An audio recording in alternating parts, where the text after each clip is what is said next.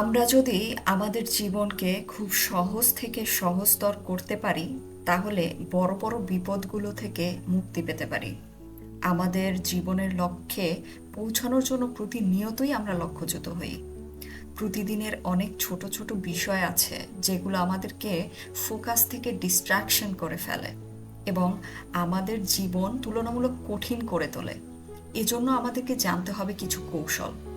এই ভিডিওতে আমি আপনার সাথে শেয়ার করব এমন 3টি টেকনিক যা আপনার বাস্তব জীবনকে অনেকটাই নিরাপদ রাখবে। এই 3টি বিষয়ে আমি সবসময় মেনে চলি এবং এই বিষয়গুলো ফলো করে আমি আমার চলার পথটা অনেকটাই সহজ করতে পেরেছি এবং জীবনের জটিলতা থেকে বের হয়ে আসতে পেরেছি। নাম্বার 1, না বলার টেকনিক জানতে হবে। আমরা অনেক সময় অনেক ক্ষেত্রে না বলতে পারি না। অনেক পরিস্থিতিতে আপনার কাছে না বলতে খুব কষ্ট হয়। তাহলে সরাসরি না না বলে প্রশ্ন করুন। ধরুন আপনার এক বন্ধু আপনার অফিস টাইমে ফোন করে বলল তার সাথে হসপিটালে যেতে হবে, কিন্তু আপনার হাতে গুরুত্বপূর্ণ কাজ রয়েছে। এভাবে আপনি তার সাথে গেলে আপনার অনেক ক্ষতি হয়ে যাবে। কিন্তু আপনার বন্ধুটি এতটাই কাছের যে তার মুখের উপরে যাব না বলাটা আপনার জন্য খুব কঠিন। তখন আপনি তাকে এভাবে প্রশ্ন করতে পারেন, আমি যদি না বলি তোমার কি খুব খারাপ লাগবে? কিংবা আমি যদি না বলি তুমি কি খুব বেশি বিপদে পড়ে যাবে? খুব কম মানুষই বলবে যে হ্যাঁ, আমার খারাপ লাগবে, আমি বিপদে পড়ে যাব।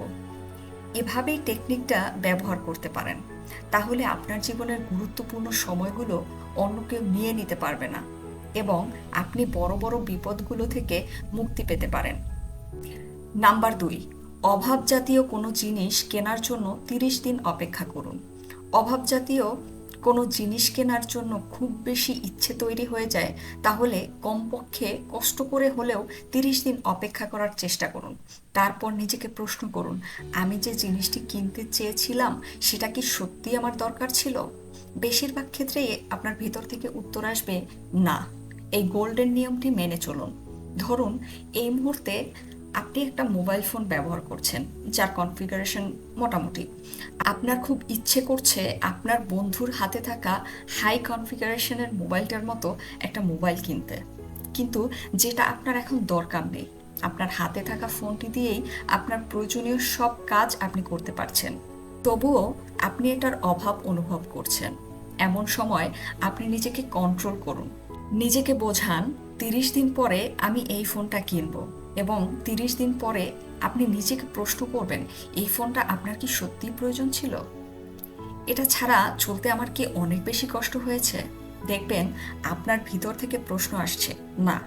সুতরাং এভাবে আপনি আপনার কৃত্রিমভাবে তৈরি হওয়া অভাবগুলো থেকে এড়িয়ে চলতে পারেন। নাম্বার 3, বর্তমানকে ফোকাস করুন। হতাশা এবং উদ্বেগ এই দুটো জিনিস তৈরি হয় অতীত এবং ভবিষ্যৎকে ঘিরে। তাই সবথেকে বেশি চেষ্টা করুন বর্তমানে আপনি যা করছেন সেটার উপর পুরোপুরি ফোকাস দিতে। যা চলে গেছে তা নিয়ে ভেবে আমরা কিছুই করতে পারবো না, এবং যা এখনো আসেনি সেটা নিয়ে ভেবেও আমরা কিছু করতে পারবো না। তবে হ্যাঁ, ভবিষ্যতের চিন্তা করা জ্ঞানের কাজ। তবে অবাঞ্ছিত কোনো জিনিস নিয়ে অতিরিক্ত চিন্তা করা ফলপ্রসূ হবে না, কারণ বর্তমানে আপনি যা করবেন তার রেজাল্ট পাবেন ভবিষ্যতে। তাই বর্তমানকে যদি ভালোভাবে এক্সিকিউট করতে পারেন, তাহলে আপনার ভবিষ্যৎটা আপনা আপনি ভালো হয়ে যাবে। এতে আপনি অল্প সময়ে সব থেকে বেশি কাজ করতে পারবেন এবং আপনার ভিতরে হতাশা এবং উদ্বেগ কাজ করবে না। পুরো ভিডিওটির বিষয়টা আমি যদি আর একবার সংক্ষেপে উপস্থাপন করি, সেটা হলো না বলার টেকনিক শিখতে হবে, অভাব জাতীয় জিনিস কেনার পূর্বে 30 দিন সময় নিতে হবে এবং বর্তমানকে ফোকাস করতে হবে। এই 3টা জিনিস যদি মেনে চলতে পারেন, তাহলে আপনার জীবনে অনেক অবাঞ্ছিত সমস্যা আপনি এড়িয়ে চলতে পারবেন। এই ভিডিওটা যদি আপনার একটু ভালো লেগে থাকে এবং এখান থেকে যদি আপনি একটু হলেও অনুপ্রাণিত হয়ে থাকেন, লাইক এবং কমেন্ট করে আপনার মতামত জানাবেন। ধন্যবাদ।